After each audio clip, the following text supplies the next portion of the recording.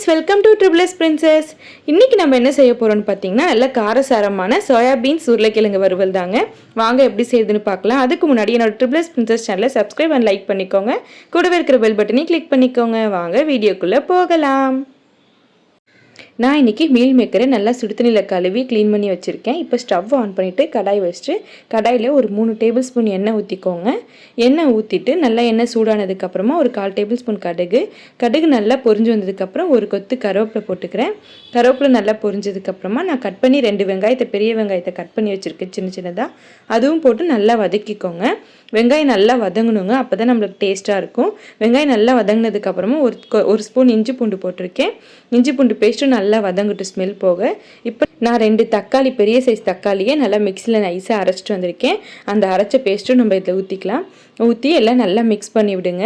Mix பண்ணிவிட்டு இப்போ மசாலா என்னென்னு ஆட் பண்ணலாம். 1 டேபிள் ஸ்பூன் மிளகாய்த்தூள், 1 டேபிள் ஸ்பூன் மல்லித்தூள், 1 டேபிள் ஸ்பூன் சிக்கன் மசாலா, இது எல்லாத்தையுமே நல்லா வதக்கி விடுங்க. வதங்கினதுக்கப்புறமா 1/4 டேபிள் ஸ்பூன் மஞ்சத்தூள், 1/4 டேபிள் ஸ்பூன் கரம் மசாலா, இதெல்லாம் போட்டு நல்லா வதக்கிக்கிறேன். நான் எல்லாமே நல்லா வதக்கி விட்டுட்டு அதுக்கப்புறம் நம்ம உருளைக்கிழங்கு நான் 2 உருளைக்கிழங்கு கட் பண்ணி வச்சுருக்கேன். உங்களுக்கு உருளைக்கிழங்கு விருப்பப்பட்டால் நீங்கள் போடலாம், இல்லைனா கூட நீங்கள் அதை ஸ்கிப் பண்ணிடலாம். நான் இப்போ 2 உருளைக்கிழங்கு கட் பண்ணி வச்சுருக்கேன். அதையும் போட்டு நல்லா வதக்கிக்கிறேன். உருளைக்கிழங்கு நல்லா வதங்கினதுக்கப்புறமா நம்ம க்ளீன் பண்ணி வச்சுருக்கிற மீல் மேக்கரை பார்த்து யூஸ் பண்ணுங்கள். இதில் மண் நிறையா இருக்கும். இப்போ அதையும் போட்டு நல்லா மிக்ஸ் பண்ணிக்கிறேன்.